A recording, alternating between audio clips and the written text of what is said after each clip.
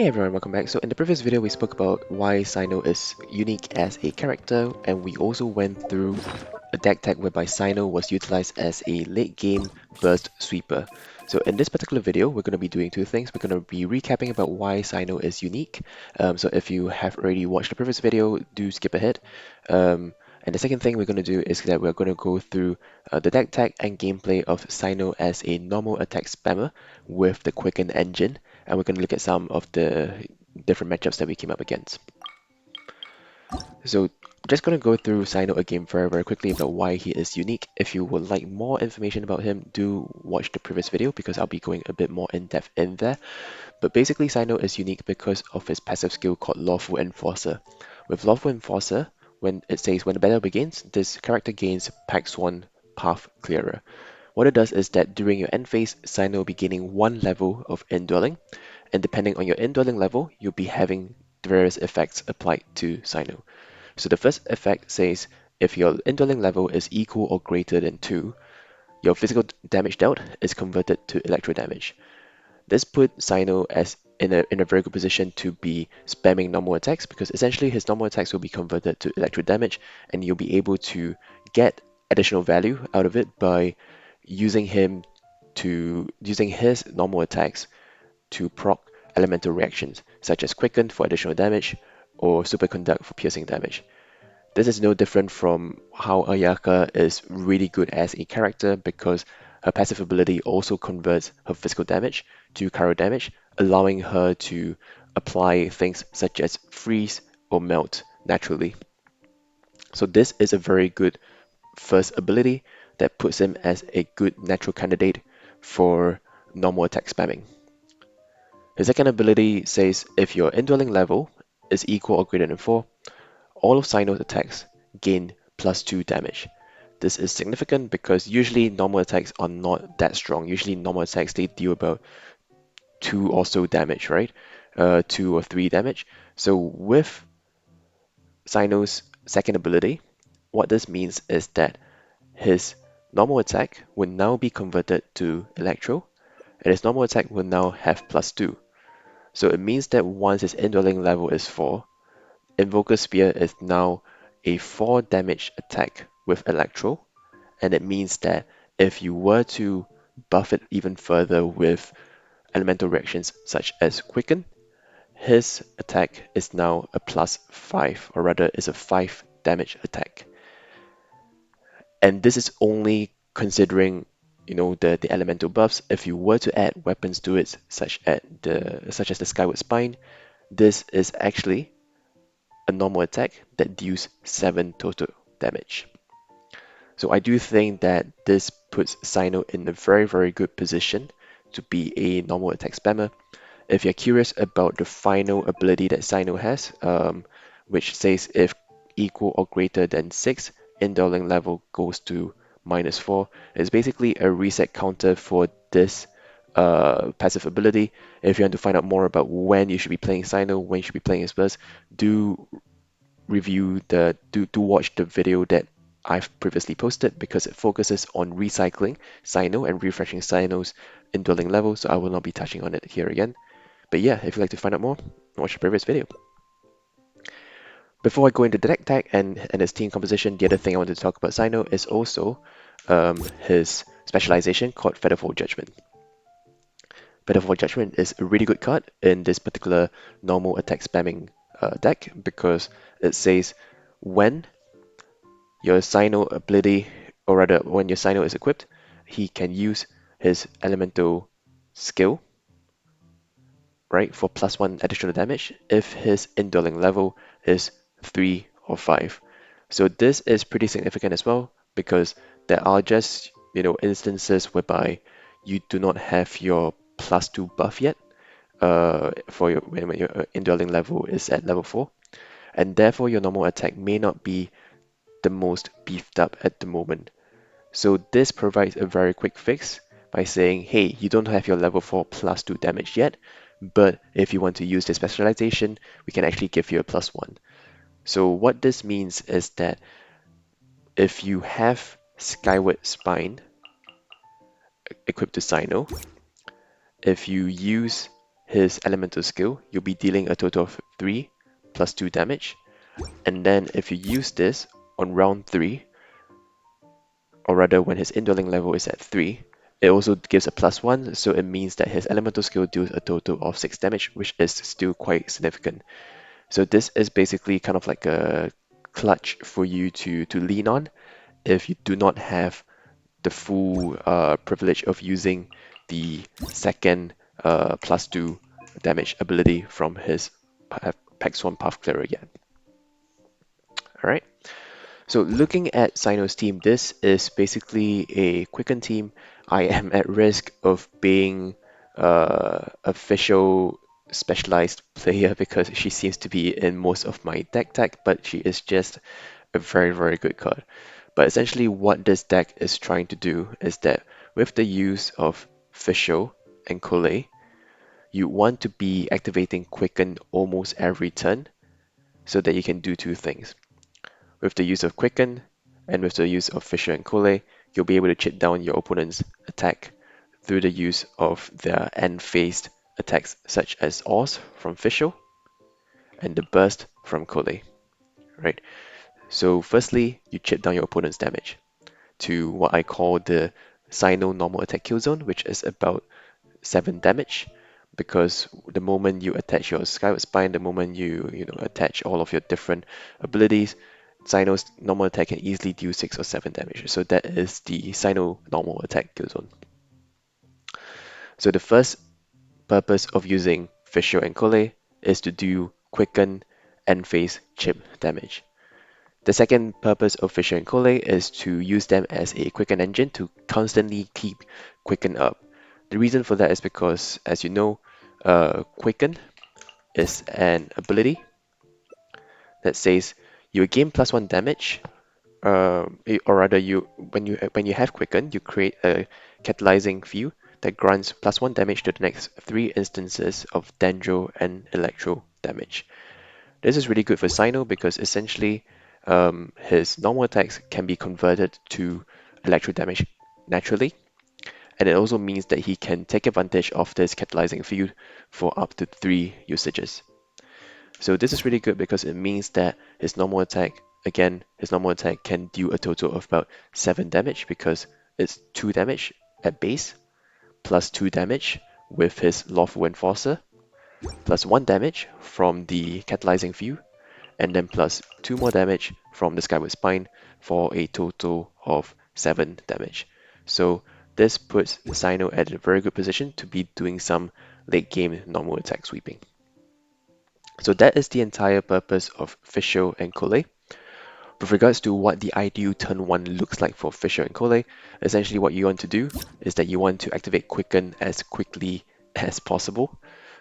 The reason for that is because whenever you start with Fischl, right, in turn 1 you want to start with Fischl, and you play Knight Rider, you do 1 electro damage, and then you summon Oz.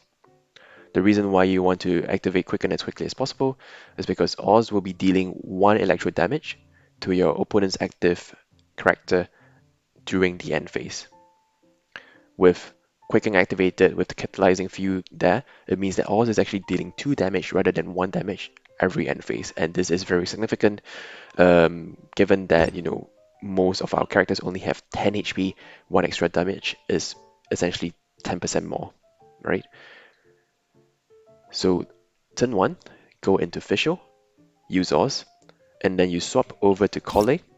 And what you want to do next is to use her Floral Brush ability that deals 3 Dendro damage. Essentially, it means that turn 1, you already do about 4 plus 1 damage because it gets the Quicken buff as well. You bring your opponent's active character down to 5 HP left, and then you create the Catalyzing field, which means that Oz will now deal 1 more damage, and by the end of round 1, assuming your opponent doesn't change their active character, the active character only has 3 HP left, which is within knockout zone. So what that means is that in round 2, if your opponent still does not change their active character, Collei can easily knock your opponent out, and then use Trump Card Kitty, which summons Collei and Ember, and deals Dendro damage every turn. So again, ideal turn 1, go into Fischl, summon Oz, swap to Collei, use her Dendro ability, activate Quicken. Other really useful cards for Collei will include her specialization, which I find to be really busted. It is called Floral Sidewinder. Essentially what it does is that when you equip this card, you would use her elemental skill to deal 3 Dendro damage. But then what it also says is that after a Collei who has this card equipped, whenever she uses Floral Brush during this round, when your character's skills trigger Dendro-related reactions, you will deal 1 extra damage. So what this means is that in your ideal turn 1, right, if you use Fischl and you have Oz online, and then when you go over to Collei, instead of threatening an additional 4 damage with her Brush and Quicken buff, you actually threaten an additional 5 damage to bring your opponent down to 4 even before Oz hits them for another 2 more. So this is a really good card for Collei. If you are able to re-roll for it in your first turn, please do it. So that is the ideal turn 1, and then the ideal turn 2, essentially you want to set up Collei's burst as soon as possible so that she can be applying Dendro every single turn, such that you swap between Fischl and Collei to apply as much Quicken as possible, while Cyno waits in the back for his indwelling levels to increase to about level 3, level 4, so that you can maximize his damage output.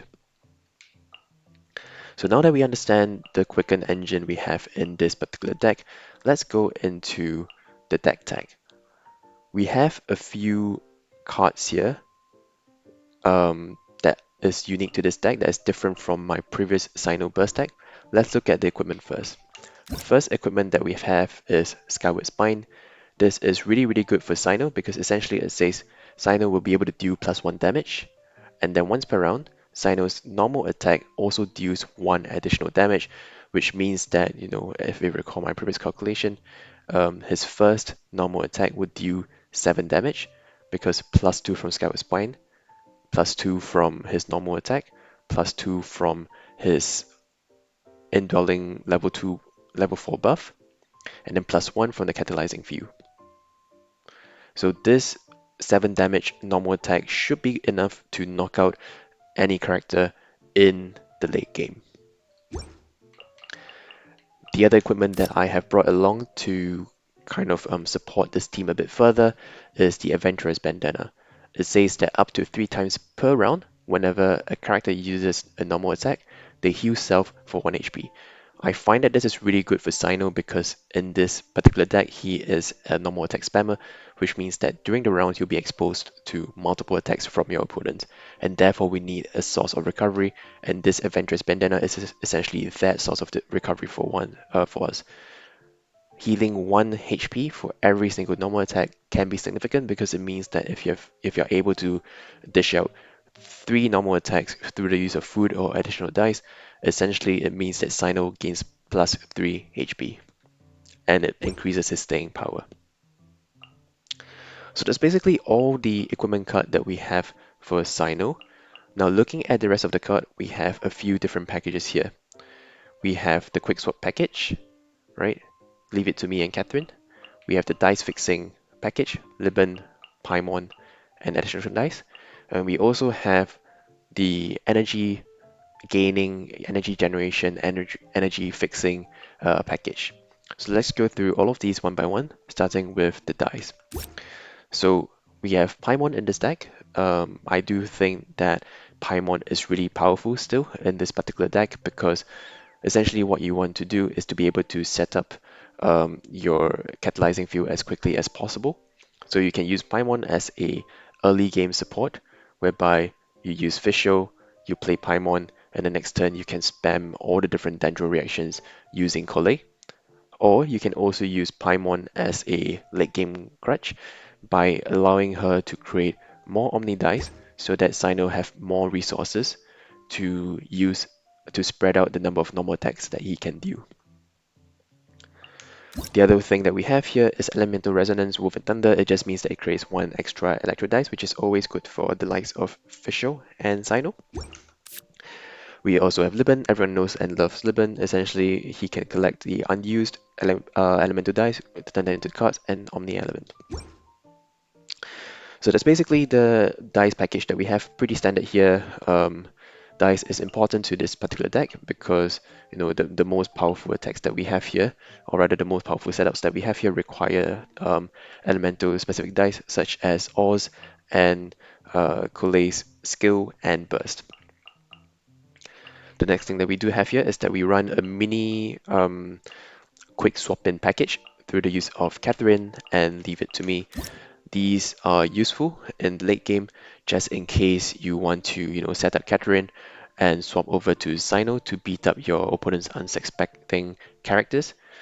The other reason why this can be useful as well is because if you are going first and if your opponent isn't applying any sort of elemental reaction to Fischl yet, what you want to do is that next turn, use your Leave It to Me early to swap over to Collei so that you reduce the elemental application on Fischl, and then you can go into Collei to use her Dendro shenanigans, for example, her skill or her burst. The final package that we have here is the energy generation package. We do use things such as star signs, elemental resonance high voltage, and Calcix arts. These are very, very useful because essentially in turn 1, if you can use Fischl's Oz, and you swap over to Collei, and if you use Calcix art or if you use star signs, essentially it means that Collei's burst will be online by the start of turn 2, and it means that you can consistently apply Dendro, and it means that you only need to consider, okay, what do I need to do next in order to consistently apply Electro? Do I want to switch to Fischl now, or do I want to risk it by switching to Cyno now? To me, the answer is probably switching back to Fischl so that you can get her burst online as well, because her burst is pretty strong and can bring your opponent's HP down closer to that Cyno normal attack kill zone. But yeah, that is my particular preference. Actually, we do run one final package here, which is the food package. We do run some recovery in the form of monster hash brown. Healing your characters for 2 HP is always good, but the one that is unique to this particular deck is Minty Meat Roast. For the cost of 1, essentially before the round ends, target character's normal attack costs 1 less than your underlying element. And this is fantastic for Cyno because essentially if you only have 8 dice to start with for the entire round, with the use of Minty Meat Roast, you can deal 3 normal attacks through Cyno. Assuming that he has his Catalysing View buff, he has his Skyward Sword, Skyward Spine buff, and he has his Indwelling Level buff, it means that Cyno will be able to deal a total of about 19 damage, 7 plus 6 plus 6, and this should be enough to take out your opponent's team in one fell swoop. So all in all, this is a pretty fun deck, very very combo-y deck. I have been enjoying it, just because the Fischl and Collei connection is just busted, right? So yeah, and Cyno has been really interesting as a character to explore and brew for. So if you would like to try it out, yeah, give it a go. And if you have any recommendations on how we can make this deck even better, through the use of swapping cards out or through the use of swapping the elemental reaction we're building Cyno's normal attacks around, do let me know. Maybe Quicken is not the most efficient way. Maybe we want to do some overload, we want to do some superconduct. Yeah, let me know what you think in the comments below, and let's go into the gameplay. So going into the first match, it seems like we are up against another Ayaka freeze deck, Ayaka Mona Xingqiu. My opponent goes first, and this is actually making me consider what sort of elemental reactions they can apply onto me. But it just seems like they are probably just trying to get either Mona's shield up or get Xingqiu's burst as quickly as possible. So it just feels like it was impossible for me to avoid any sort of Hydro application. So I just swapped out the second Adventurous Bandana. I decided to keep one of them just in case I want to set any of my characters up, not just for Cyno, because I recognize that, this is the sort of deck that can just take off and deal a lot of damage to me in one turn, and therefore it would be nice having some recovery, even if it's not for Cyno.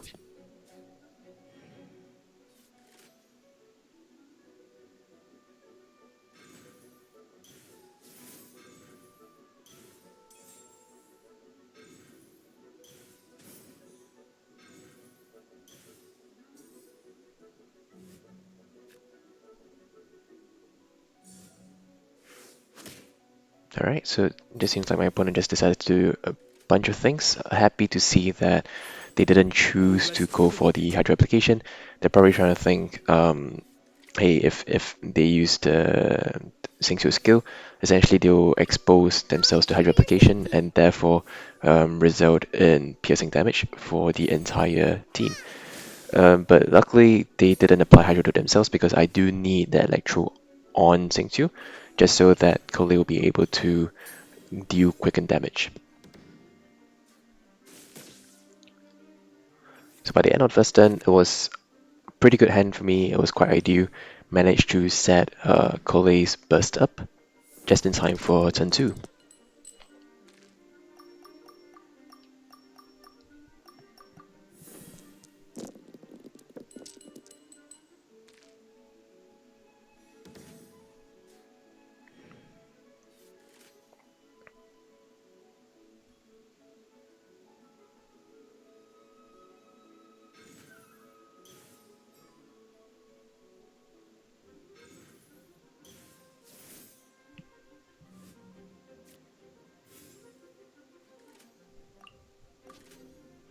My opponent does swap over to Mona, but I think my game plan here remains the same. I'm just thinking if I want to use the burst now or use the skill now.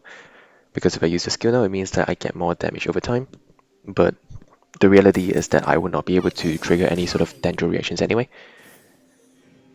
because I would need to swap out to either Official or Cyno, and therefore I just went for the burst. So that was a pretty weird swap for me. I think they probably assumed that the burst was the only way that I could kill Xingqiu.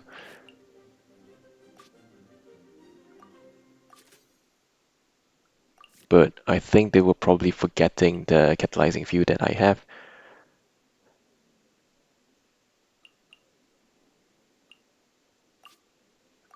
And I am sacking things to bring Collei's attack online because I do need to get rid of Xingqiu. It now has 2 energy, and it will be able to use their burst as quickly as possible. So happy with the knockout. Just don't like to get letting my opponents get their Xingqiu burst online. So yeah, happy with that knockout.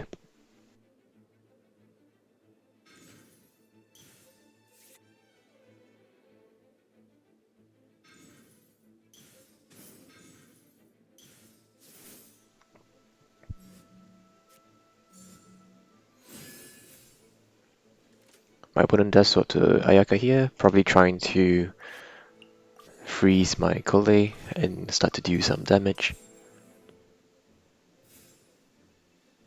And I am quite wary of this Ayaka because while she doesn't have the rain swords set up from Xingqiu, she can deal a lot of damage in the next turn because Paimon is still online, and therefore they have additional dice to do lots of normal attacks throughout my various characters. So here you can see them trying to preserve their Ayaka by swapping over to Mona. I don't have enough to kill Mona anyway. I need to wait until the next turn.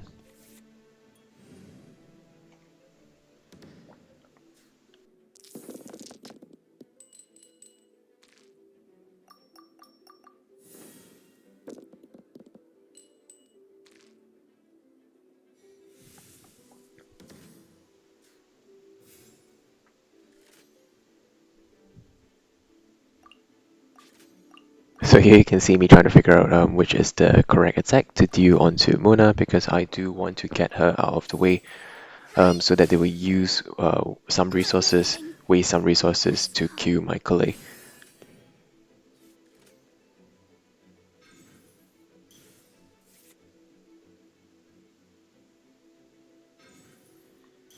So as you can see here with the chicken dish there, Ayaka is now essentially really dangerous because they are threatening a total of 4 normal attacks.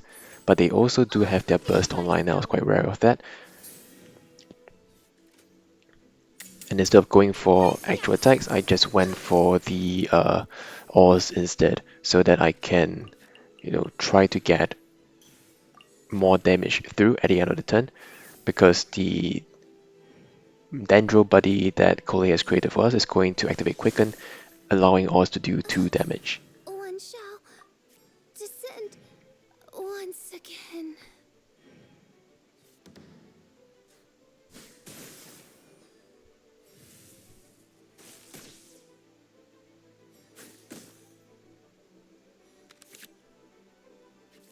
Yep, so we do take the damage from the Ayaka burst, but I do think that we are looking at lethal here through Cyno.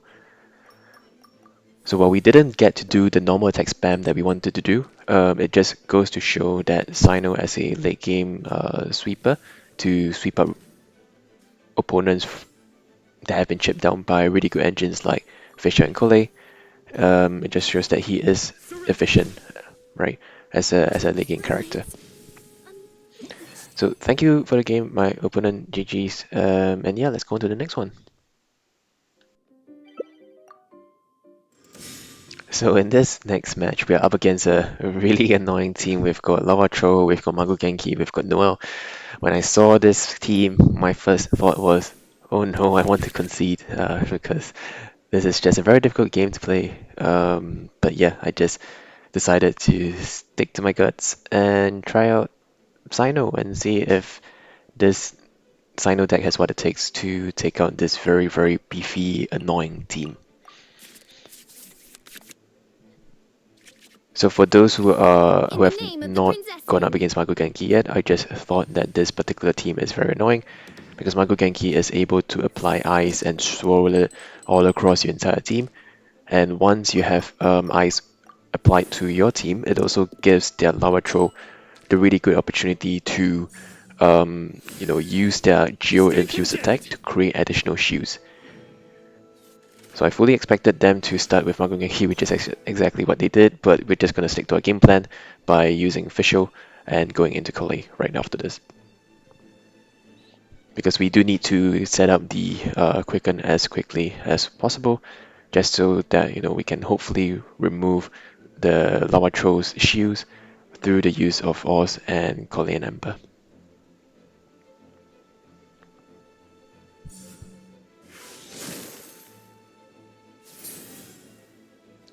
So here my opponent does summon a friend, the Gyro friend, but yeah, we stick to our game plan and just summon Oz.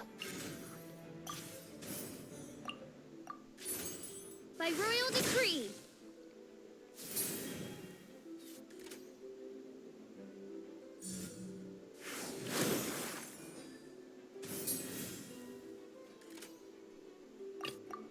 And instead of going for the Collei burst setup here or energy setup here, we decided to go for Paimon instead. The reason for that is because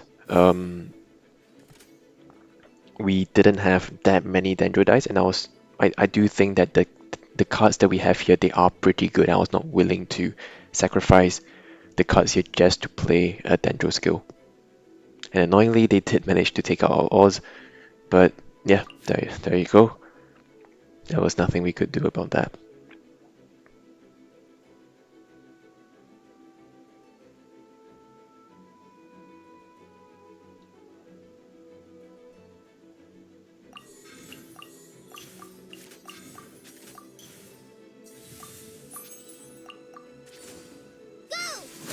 But here I just thought, now that you've taken out my Oz, I do need to threaten some sort of damage, which is why I just decided to go all in and just sack all of my cards to deal damage and to start to create that catalyzing field. So it is unfortunate, but it is what we needed to do. Because I fully recognize that Maguu Genki is a threat. They are almost at the point whereby they can burst, and therefore, if I don't take him out soon enough, we are very dead. But luckily, we do draw Kelsix Art, which allows us to activate our burst now. So that way, we will be able to do quite a bit of damage to our opponent. Yep, and set up the Dendro for damage over time.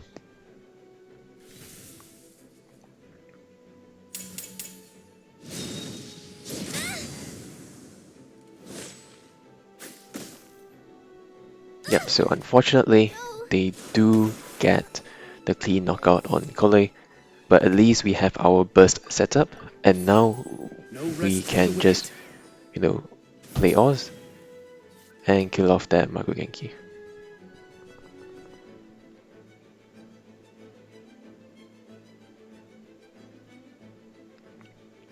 And here you can see my cursor hovering around Leave It To Me, because I do think I was ready to go all in on this. I need to take out Maguu Genki right now, because if I were to take it out, it means that I would be able to, either chip some damage from Noelle or remove some of the shields from the Lawachurl. Unfortunately, well, they did the right thing to preserve Maguu Genki. They decided to swap the Lawachurl in instead. What I did decide to do here was pretty much to just end my turn, because I recognize that at the end of this turn, Fisher will get Cairo and Swirl applied to her, and that means that I'll be cleared of any sort of elemental reactions. And it also means that the next turn, if I were to go first, I can remove the Lawachurl's shield. And this is really important because once I remove his shield, he will not be able to get that +1 buff and prevents him from knocking out my official, who is also at 4 HP, which is the Lawachurl's current kill zone.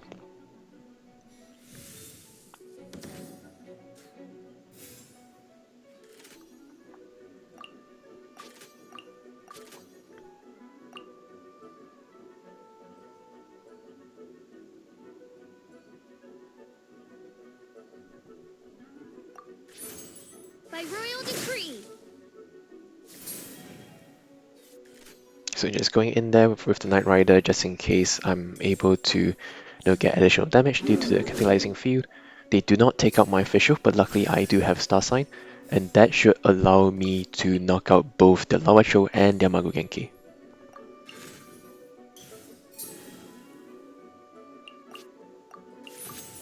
Yep, and just sacrificing the Leave It To Me there because I thought the burst was going to cost 4. I've been playing too many electric characters that have a 4 cost burst, but yeah, unfortunately I wasted that Leave It To Me there.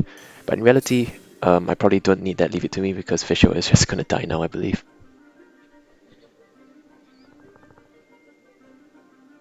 That said though, it would have been nice to I must leave complete that stone Leave It To Me unturned. in my hand just to fix my One hand shall in the following turn. descend once again. But anyway, I just end my turn here.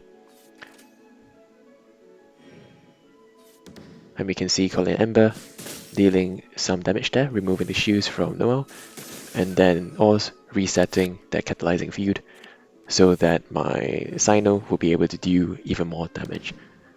So unfortunately here my Cyno is only at Indwelling level 3. This was a relatively quick match. I got wiped clean very quickly, and therefore my normal attack will probably only do about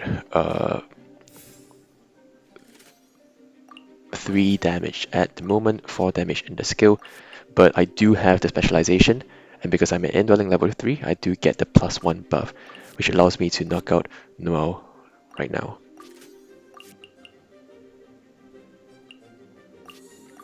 I just played the foot anyway, just in case I did the calculations wrong.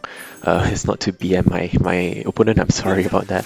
But yeah, I was just pretty scared I and am a little bit intimidated. disgrace But yeah, to there you go. my This was a really quick match, a rather close one as well. But thank you to my opponent for the game, GG's. And yeah, if anyone else have any sort of recommendations for this particular deck, let me know in the comments below and like and subscribe. I will see you later.